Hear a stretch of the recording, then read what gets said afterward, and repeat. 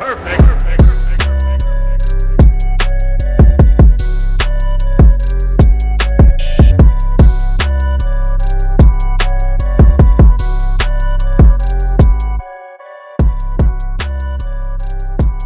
8 recap. We are going to do another little bit of a special, not really a special. We are going to be adding, though, to each team's analysis. We're going to be adding if a team's underrated, overrated, or just right. By that, I mean, based on their record, do I think their team's better than their record says, worse than their record says, or are they recorded appropriately?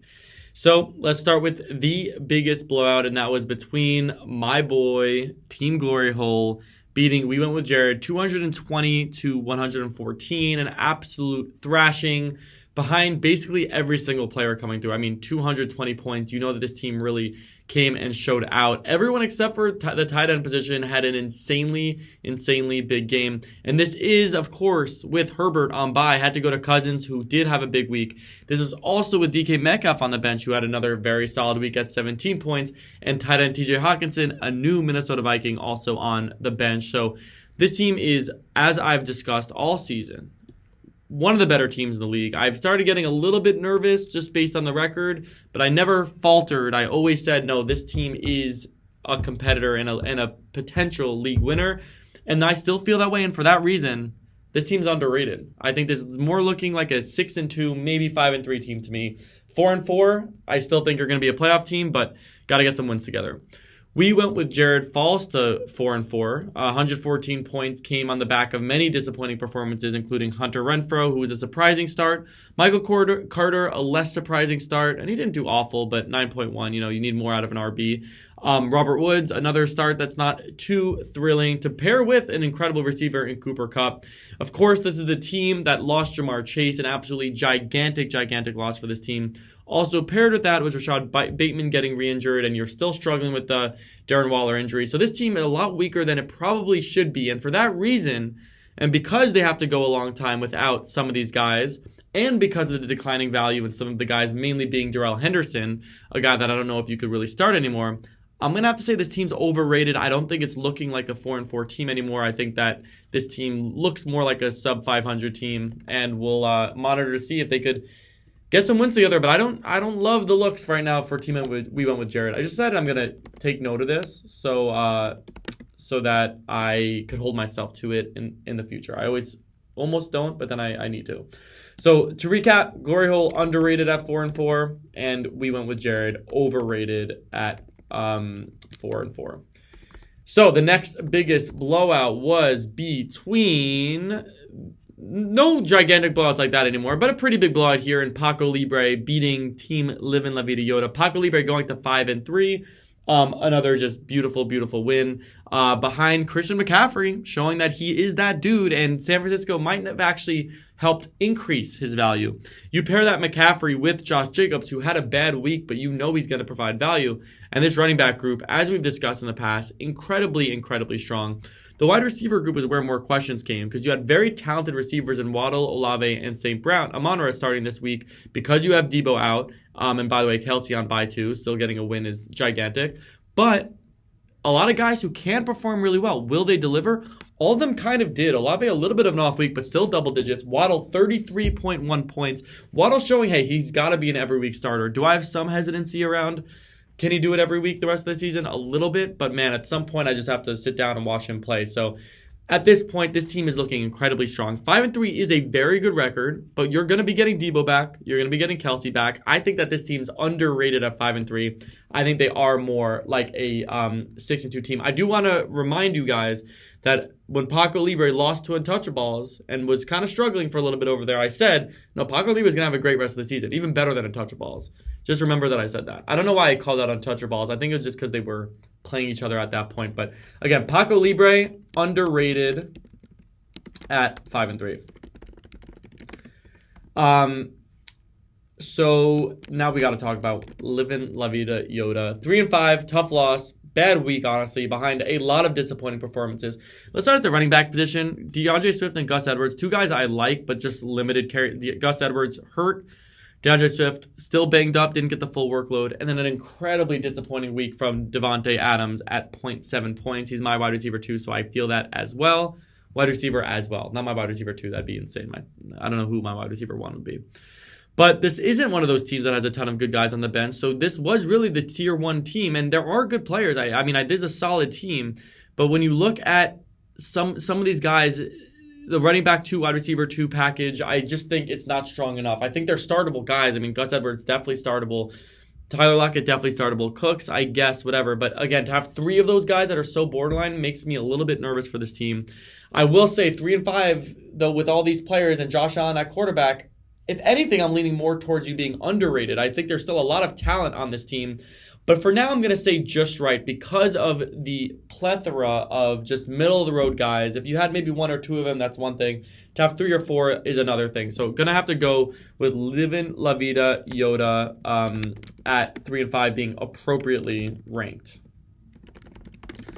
Okay, the next biggest blowout was between Pain Train. Nope. Wow, this one's close. No, it's El Grenas beating El Captain 197 to 144. Not a bad week for El Captain, but a very good week for El Grenas. A team that we liked all season, getting a lot of production behind Jalen Hurts again, 36 points, and Diggs again, 26 points. The increase in value from D-Hop all season has been absolutely remarkable. To be able to get a guy that's not able to help you so early on, but to be so impactful at this point in a league that rewards receiving like this so significantly, 36 points, my goodness. That's insane. And then you get D'Onta Foreman to plug in a great start, getting 39 points with Hubbard on the bench. The question is, with Hubbard coming back, does anything change? But to go D'Onta over Najee Harris, let's give you a massive round of applause. Incredibly well managed team. At 4-4, I think there's a lot of guys you got great value for. Again, DeAndre Hopkins, Dameon Pierce is a late round guy. Mostert was a late round guy. A lot of Jalen Hurts, did I say that already? D'Onta Foreman, just a lot of these guys piling up. There's a really well managed team.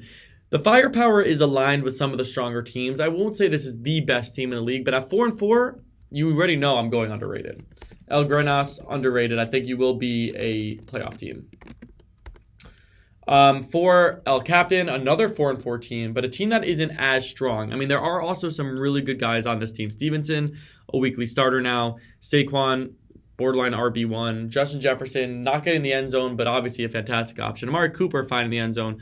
So this shouldn't be a shame on El Captain recap because outside of Daniel Jones, the rest of the team really did show up. I think this is a very strong team, but not as strong as El Grenas. So it makes me on the borderline between underrated or appropriately rated. But I think at the end of the day, with Mahomes coming back, it's hard for me not to say underrated because outside the quarterback, the rest of your team was looking real good this week. I think this is very closely rated, but I love your kicker, Justin Tucker. I love your defense, Buffalo D. I think you just have no holes in the starting lineup. So I'm going to go El Captain being underrated, but not by as much as El Grenas. But at 4-4, I think it's an underrated team. I am going to have to start going more overrated. I got 4 underrateds, 1 overrated, 1 appropriately ranked. So are we going to get to any overrateds? Let's find out right away, starting with Pain Train and Untouchables. Pain Train with the win 185 to 157. Pain Train, very good week. Derrick Henry, 45.3. Aaron Jones, 25.7. And A.J. Brown, 42.1. That's basically the storyline here. It's a top-heavy team for sure. There is some weaknesses. George Pickens, 0 points. Gallup, 8.4 points. And Brian Robinson, a guy who just does not look startable at 3.5 points. The bench has some action. You got to hope Keenan Allen comes back healthy.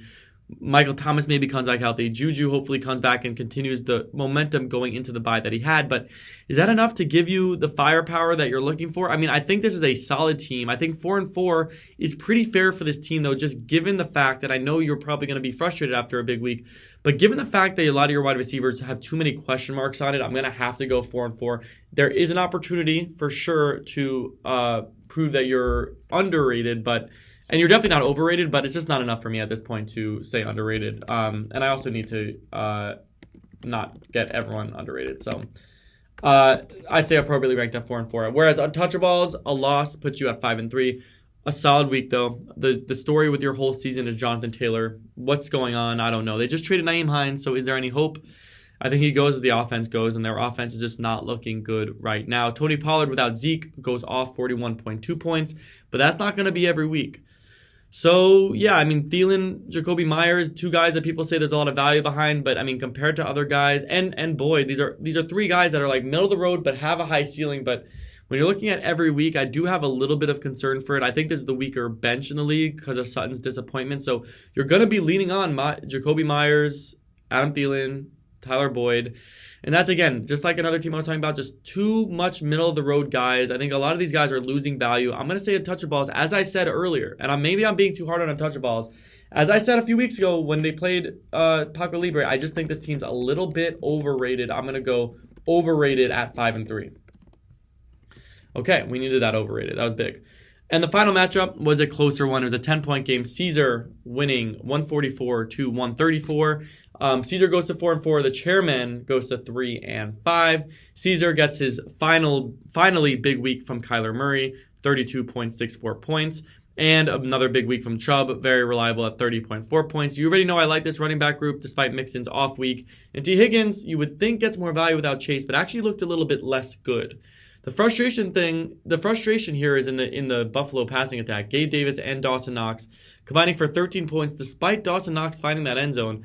I don't know how much you want to lean on that group, but you are going to get Zeke back most likely next week. Kenyon Drake and Devin Duvernay might both be sneaky starts next week. I think there's a solid team. I want to go underrated, but again, another group, that wide receiver in this league is just deep, and I think there's other groups that just have stronger wide receiver groups. So for Caesar, I'm going to go appropriately ranked. I think it's a solid team and can make noise, but I think at this point 500 is fair. I'm going to need to see Mixon really start to return the value that we both believe he might have, and I'm going to need to see Zeke, what it's going to look like when he gets back after Pollard's big week. I think they have to just continue giving Pollard a little bit more action.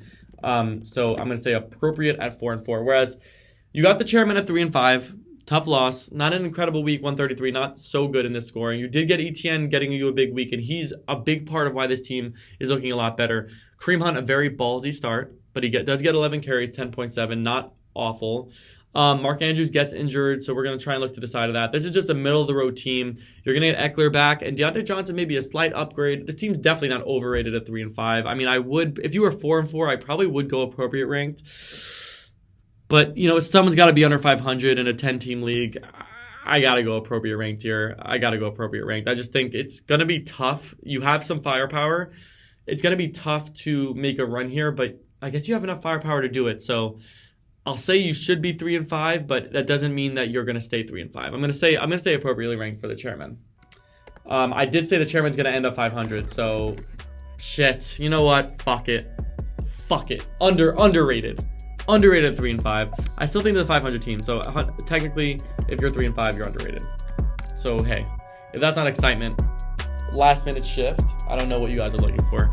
But that's the recap. Best of luck, everyone, in week 9. I hope you enjoyed the trade deadline. I will talk to you soon.